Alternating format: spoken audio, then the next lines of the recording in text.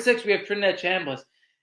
This is the point in the list where we're getting a little weird because Trinidad Chambliss, I think so highly of Trinidad Chambliss. I think for me, he reminds me a lot of Cam Ward, where he has the escapability, where he's looking to throw the football, but he has that special type of magic where he could just further extend plays. I mean, we saw against Georgia, even against Miami, like this guy has the escapability to really, and he has that time clock where he doesn't take the sack, where he could extend plays super far. Trinidad Chambliss probably has the most eye-popping stats out of anybody out of this list last year, and he didn't even play the first 2 games of the season. When we look at Trinidad Chambliss, he completed 66% of his passes, which again, if you watch Trinidad Chambliss and how many chances he takes, to have completed 66% of his passes, I think that's unbelievable.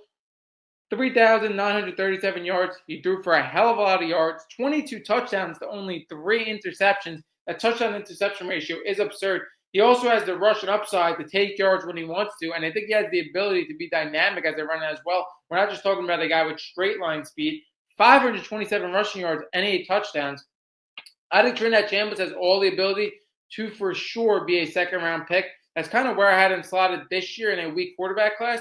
But part of the reason why I had Trinidad Chambliss as a second-round pick was because, again, we've seen this guy in Division II, and I think a lot of scouts and people aren't completely sold on him as an NFL guy yet. Because, again, obviously, when we talk about the story is a one-of-one story. It's a spectacular story.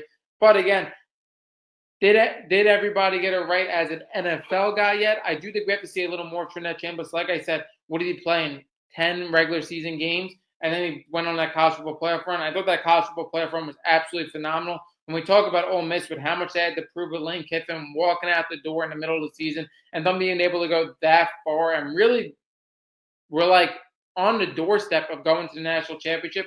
I thought Trinidad Chambliss played phenomenal last season. My biggest thing with Trinidad Chambliss, very different to the other two where I gave you guys specific things they have to improve on.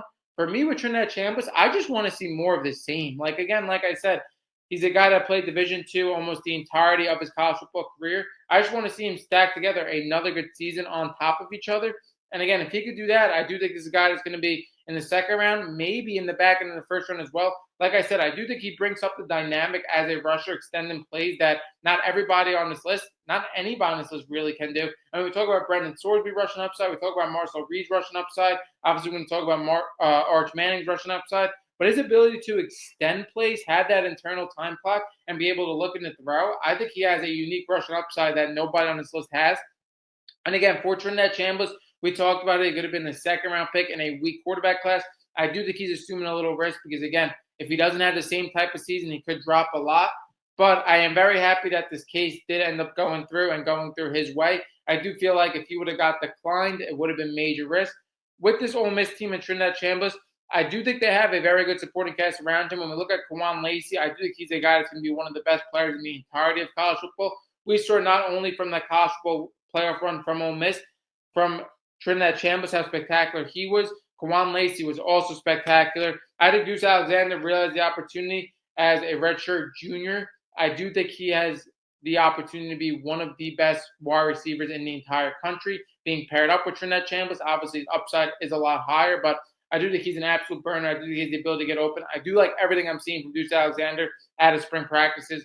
I really think he's going to be a one in college football. Then I also like the pieces they added around this offense as well. When we look at Darrell Gill Jr. and Jonte Cook coming from Texas, obviously he was a high recruit, and Darrell Green and Darrell Gill, both of those guys do come from Syracuse last year. I wanted to preface what I was saying because Jonte Cook did play 2 years at Texas. He transferred to Syracuse. Now he transfers to Ole Miss. Same thing with Darrell Gill Jr. He transferred from Syracuse to Ole Miss. Those are two guys with experience in college football. We look at last year, them having sub 500 yards. I do think it's important when you have a Deuce Alexander and you have a Kawan Lacey and you have a guy like Trinidad Chambliss that's pushing this NFL year to have experienced receivers around them. I do think those are two pretty big transfer portal ads. And then also I do think what is a huge transfer portal ad for this offensive line is Karius Kern. You could argue Karius Kern was the best tackle in this entire transfer portal. A lot of people like to say Jordan Seaton, but to have an upgrade on the offensive line as well. I think this offensive line is going to be phenomenal with 4 guys coming back on this offensive line and then adding a guy that could be the best player on your offensive line in Karius Kern.